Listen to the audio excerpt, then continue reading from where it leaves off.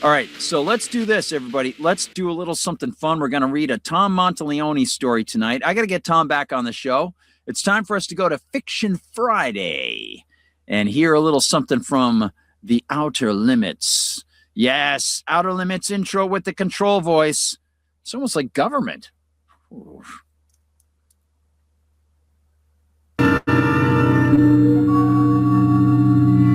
There is nothing wrong with your television set.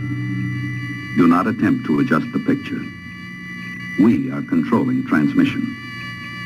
If we wish to make it louder, we will bring up the volume. If we wish to make it softer, we will tune it to a whisper. We will control the horizontal. We will control the vertical. We can roll the image, make it flutter. We can change the focus to a soft blur, or sharpen it to crystal clarity. For the next hour, sit quietly and we will control all that you see and hear. We repeat, there is nothing wrong with your television set. You are about to participate in a great adventure. You are about to experience the awe and mystery which reaches from the inner mind to the outer limits.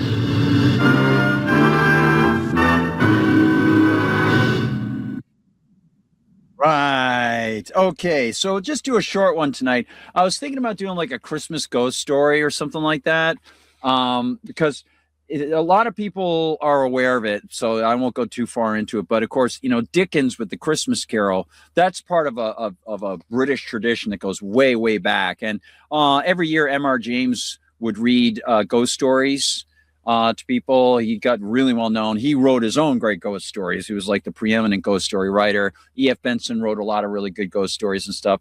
And I edited a book of E.F. Benson short stories for Tom Monteleone and Borderlands Press. Tom's one of the best guys around, just a great, great guy. His nonfiction stuff has amazing alliterative powers and rhythm and lingo and funny ideas and great insights.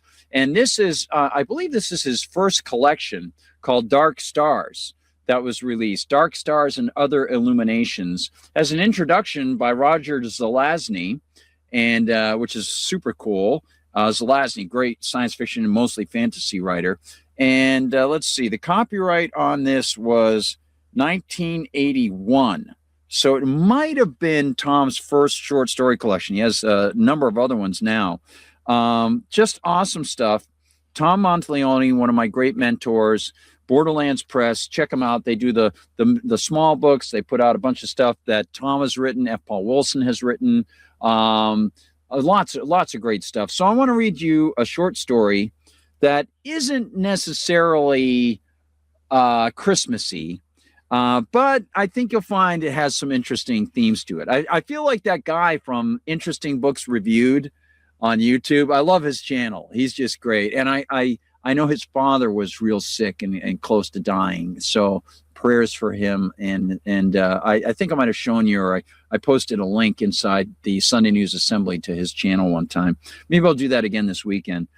So this is a story that was written in 1972. And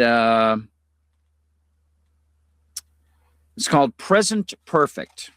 And again, if you're looking for the collection, it's called Dark Stars and Other Illuminations by Tom Monteleone, Thomas F. Monteleone. And you can check him out over at Fantastic Fiction. Present Perfect. William Rutherford sat in his den, lit a cigarette, and opened another manila envelope. He pulled out the self-addressed stamped envelope, threw it on the desk, and looked at the manuscript that was included with it. He smiled as he saw the familiar slush-piled title, Paradise Lost, by Rudolf Muir.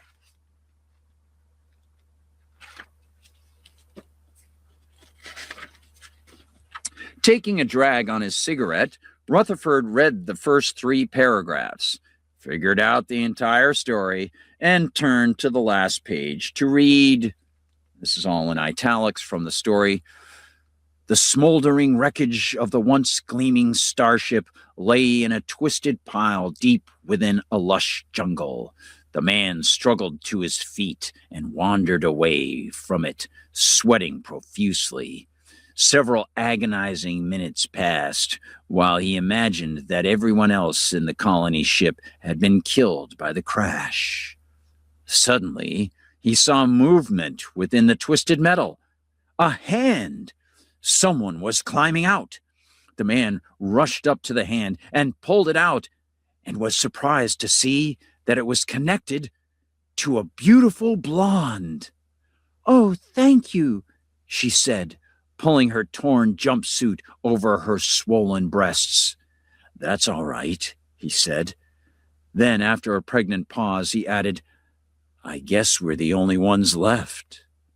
The blonde cast a furtive glance about the hostile environs and nodded nervously.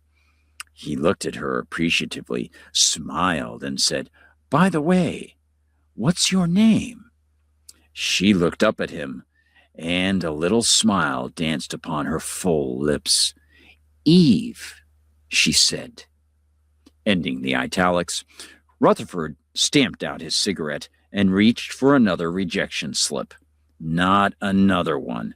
Won't these guys ever learn? He checked off one of the most frequently used parts of the slip, the one which said, "To you, this may seem original, but to our readers, the story's old hat," and placed it with the manuscript in the self-addressed stamped envelope for its safe return to the author. As he was reaching for another manuscript, his wife entered the den with some coffee. "How's it going, sweetie?" she asked. It's the same old crap," said Rutherford. "Oh, thanks," he said, taking the coffee and lighting another cigarette. His wife nodded knowingly. William had been reading the unsolicited manuscripts of Incredible Science Fiction magazine for many years, and he had seen most of the famous themes of the genre methodically beaten to death by the hordes of slush pile authors. Looking at his watch, he saw that he had time to read a few more submissions before the president came on television for another one of his numerous nationwide proclamations.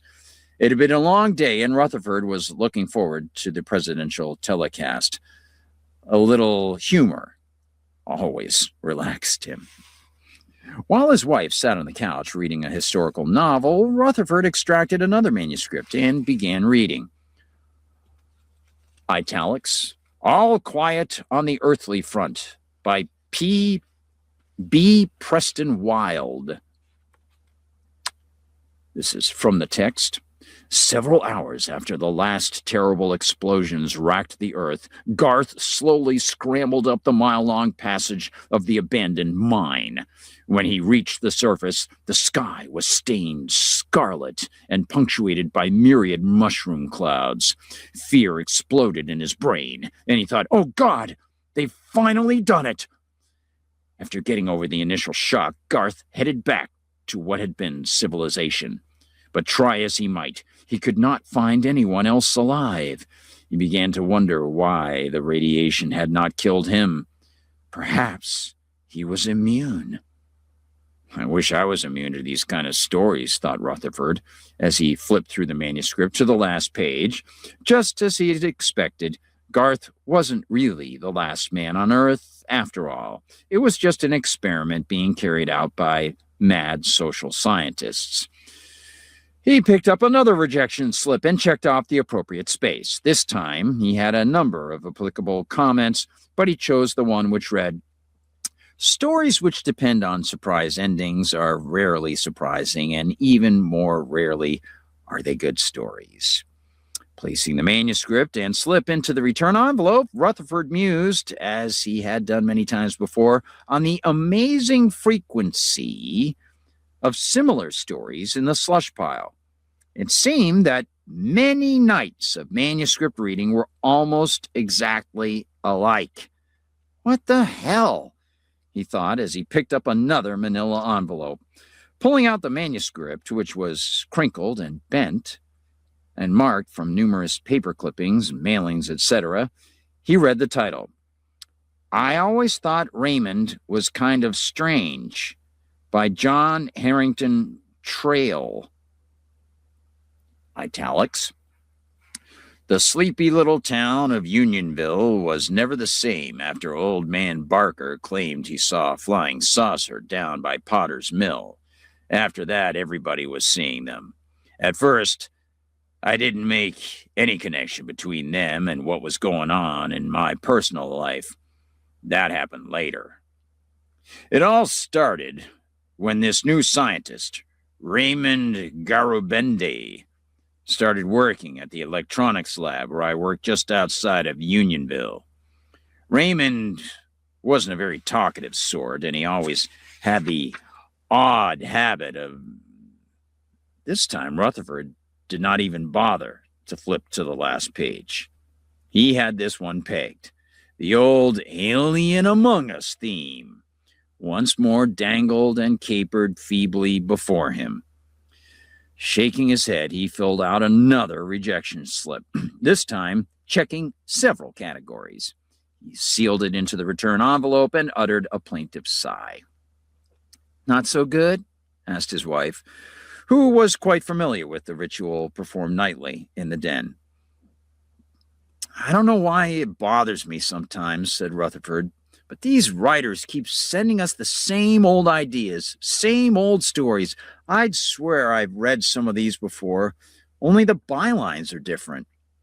His wife smiled weakly. "Maybe it's just déjà vu." Rutherford considered her comment.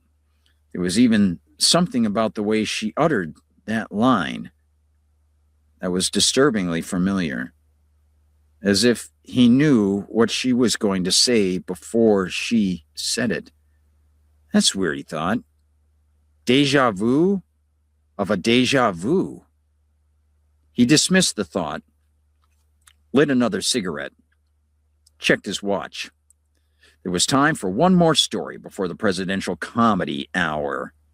Considering how things had progressed so far that evening, he wondered how many times he had read the manuscript. How many times he had read the next manuscript. Rutherford selected the next manila envelope from the stack, opened it, and read, "Present Perfect" by Thomas F. Monteleone. William Rutherford sat in his den, lit a cigarette, and opened another manila envelope.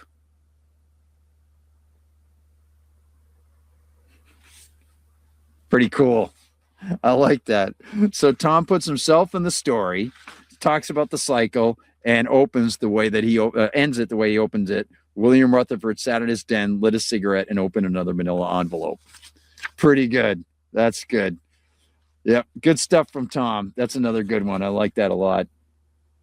And I want to give you one more, Mr. Magister, page 71. Oh, no, wait. I'll have to wait on this one. I forgot. Yeah, this one's going to be a little more complicated. I forgot about that. This is like a bit of a play. So I'll have to record this and like do it. I wonder how I can do it. You know what would be really fun is if I could get Tom. I don't know how many roles are here. I think there's only two. There's Billy and there's Mr. Magister. Oh, and there's Mr. Dutton. There are a couple. There are four. I think there's more. There's a number. So what would be cool is if Tom and I could do a few of these different voices.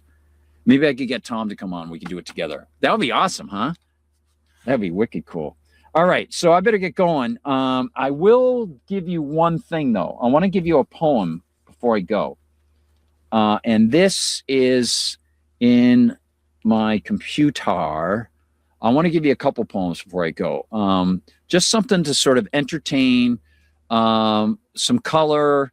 And it's actually a lot of these things. When I write poetry and I try to get more substantial and colorful with my writing, a lot of times the reason I do it is because I want to honor the people who have influenced me so much, people like Tom. So let me see.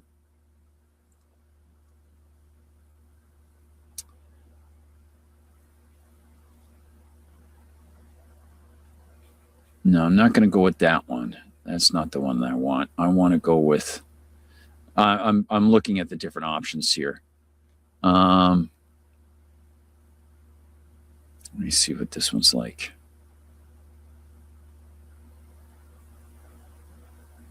This is a really short one. It's called Light Shade. It's such a thing of beauty, full of photons, so light. In the breeze, in the forested shade, is a sense of what's wrong and what's right. I'll stay till I can't see, till the shadows of night come creeping and sliding and wrapping so tight. I'll pick stars from the dark sky. I'll shake shadows and cares. And when it's all over, I'll know that I'm home there, eternal and nowhere. That's super short, obviously. Let me give you a couple other ones here. Now I'm going to go over here to poetry. I've got one about my dog. What's this one? This is Snowball, our dog. She was strong and fast and soft and white, and start again. Snowball. She was strong and fast and soft and white, and sometimes, times far too late into the night, she'd howl and howl and howl some more, just outside our dark back door, to make the birds take to their flight.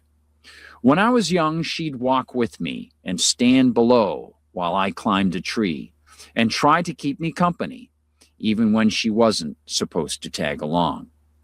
She'd sing a song of huff and puff, running through fields and bluff, and never could get enough of being a friend to me.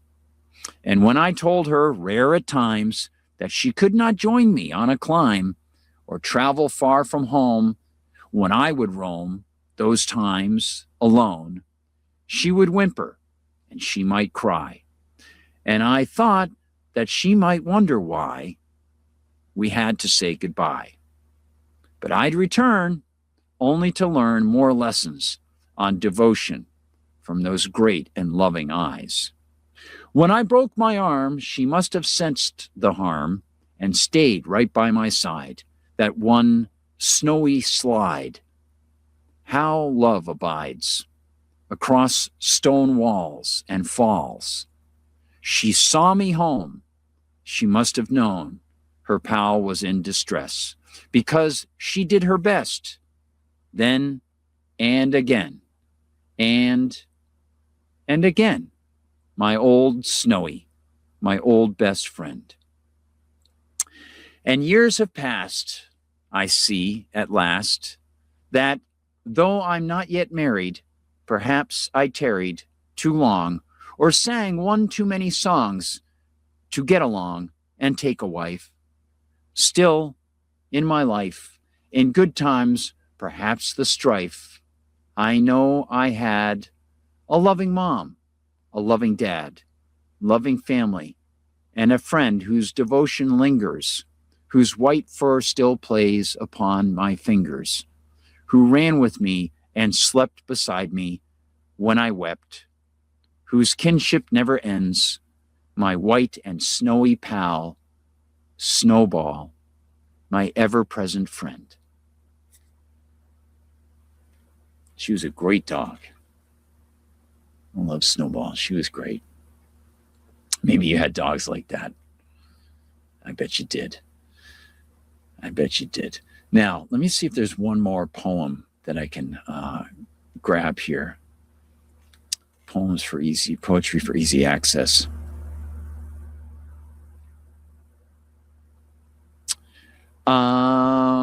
Let me try this one. This is, oh, yeah, okay, there's this one. No, I don't want that one. No. I keep going to the same one. I don't want that one. All right, here we go.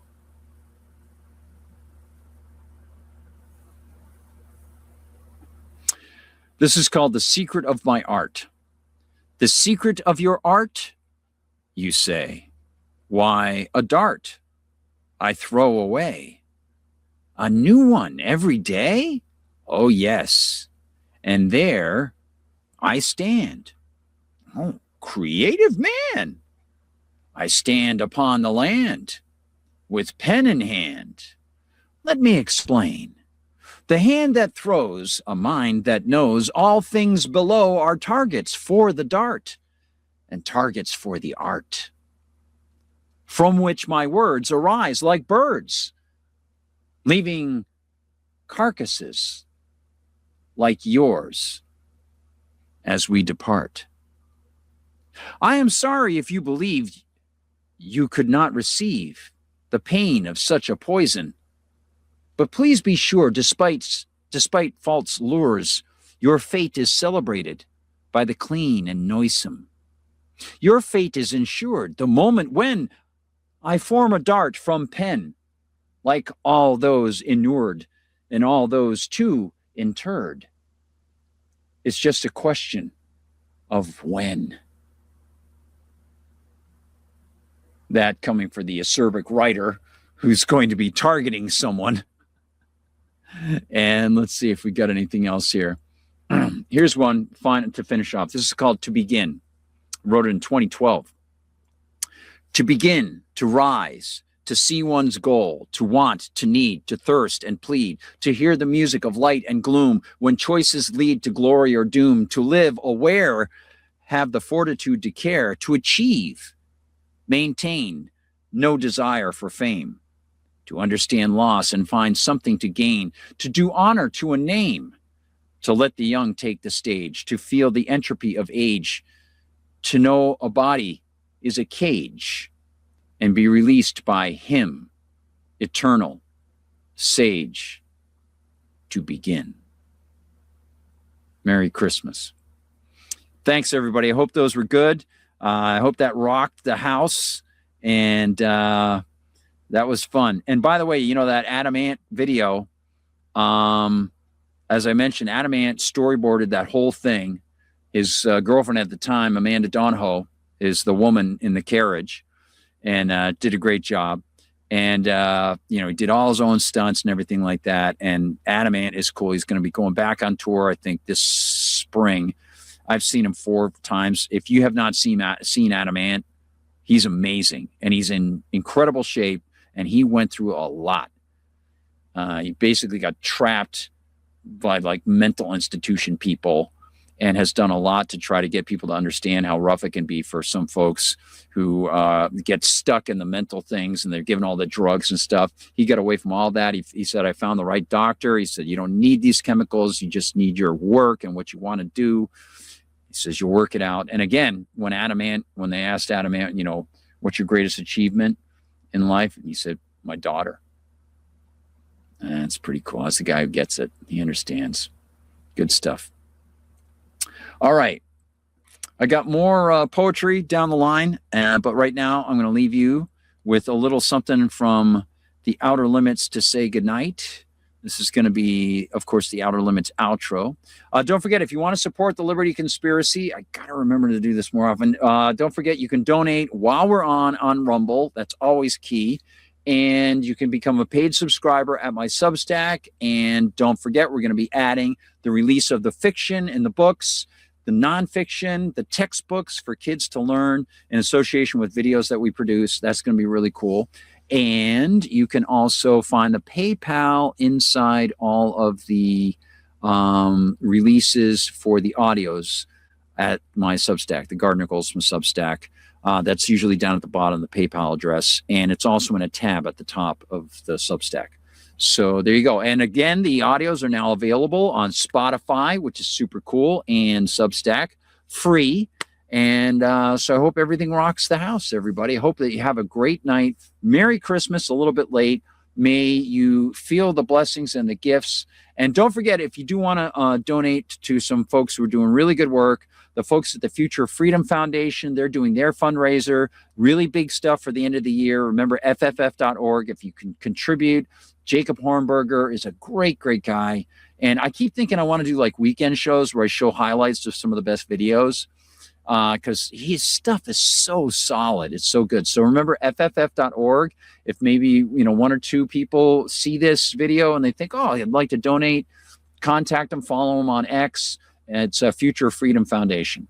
Also, anti-war. They're doing another fundraiser right now. It's their 30th anniversary fundraiser. That's a really big deal.